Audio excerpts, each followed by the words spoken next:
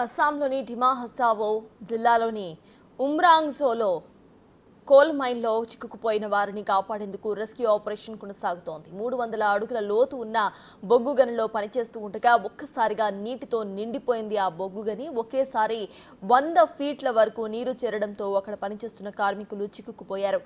10 మంది కార్మికులు అక్కడ చిక్కుకుపోయి ఉన్నట్టుగా తెలుస్తోంది. వీరిని కాపాడేందుకు ఇండియన్ ఆర్మీ, నేవీ ఇప్పుడు రంగంలోకి దిగింది.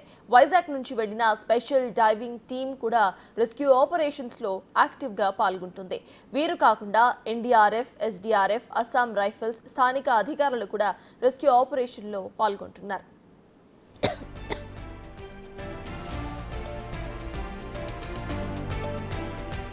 సోమవారం రాత్రి ఈ ఘటన జరగగా అప్పటి నుంచి గాలింపు చర్యలు కొనసాగుతూనే ఉన్నాయి. అయితే గనిలో భారీగా చేరి ఉన్న నీరు సహాయ కార్యక్రమాలకు అడ్డంకిగా మారినట్టు తెలుస్తోంది. సమయం గడుస్తున్న కొద్దీ బాధితుల ప్రాణాలపై ఆశలు వదులుకుంటున్నారు కుటుంబ సభ్యులు.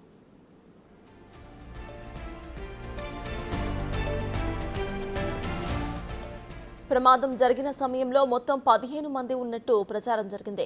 కానీ అధికారులు మాత్రం 9 మంది మాత్రమే ఉన్నట్టుగా గుర్తించారు. వారి పేర్లను కూడా రిలీజ్ చేశారు. అయితే ప్రమాదం జరిగిన తీరు చూస్తే అసలు తప్పించుకోవడానికి అవకాశమే లేనట్టు కనిపించింది అంటున్నారు ప్రత్యక్ష సాక్షులు.